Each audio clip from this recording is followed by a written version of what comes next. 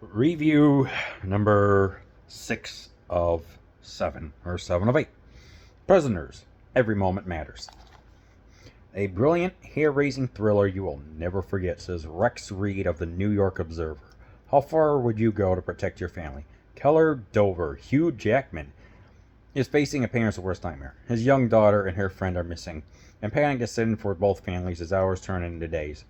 Heading the investigation, Detective Loki, not Tom Hiddleston but Jake Gyllenhaal, arrests the only suspect, the driver of a dilapidated RV in which the girls have been playing, but a lack of evidence forces his release. As the pressure mounts, Loki's team pursues multiple leads, while a frantic Dover, knowing his child's life is at stake, decides he has no choice but to take matters into his own hands.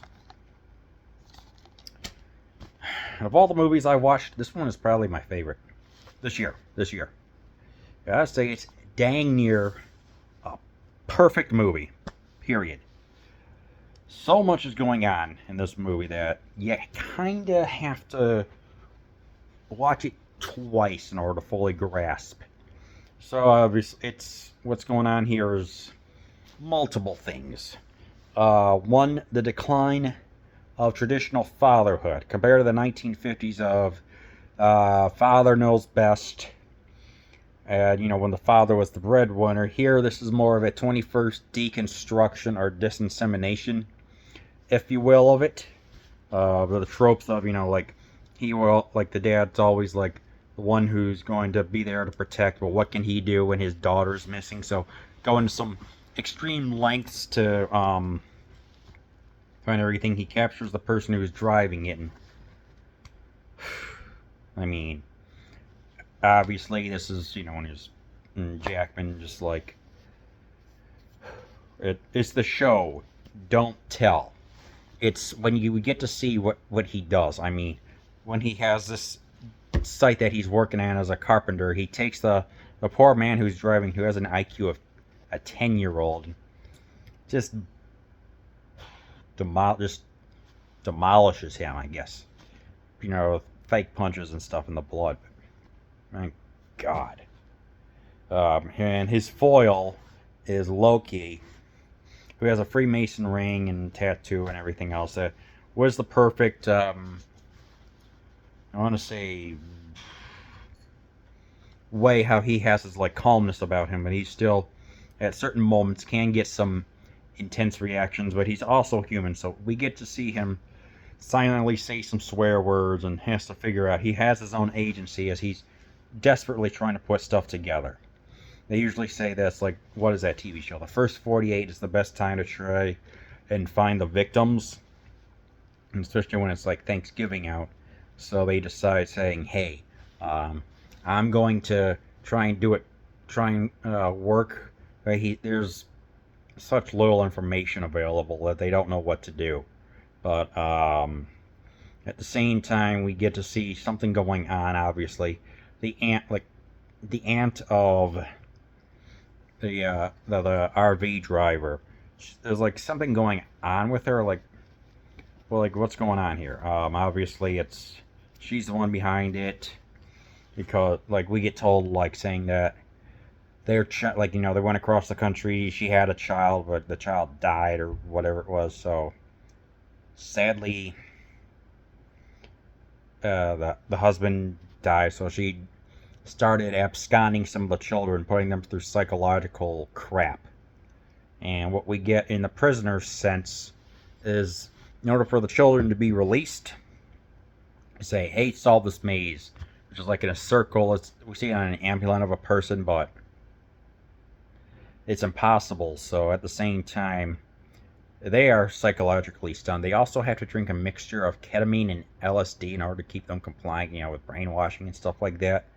Which would explain Alex Jones, not the schmuck Alex Jones, but the one in this movie, like why his mind is that of a 10-year-old, and how that there was another victim who had the maze on the wall. He just got so screwed up.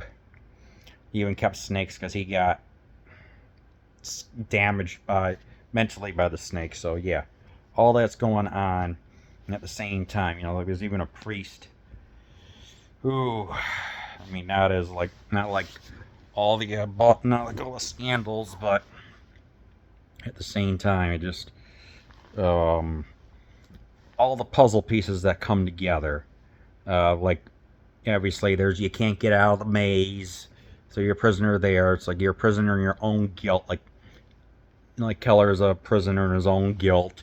And then there's where the kids are kept underneath a Trans Am in a backyard, where there's a hole dug in a plywood that keeps them there. So yeah, this lady knows what she's doing, and it's just absolute intense stuff. All the meanwhile, Jackson is playing the villain this time, as he absconds Jones. Beats him ruthlessly. He starts drinking and everything else, drinking for the first time in 9 years. Bottle of booze, and builds a wall where he keeps the poor guy in, and has it so he's trying to get information out of him. Turns the shower so that it's either extremely cold or scalding hot.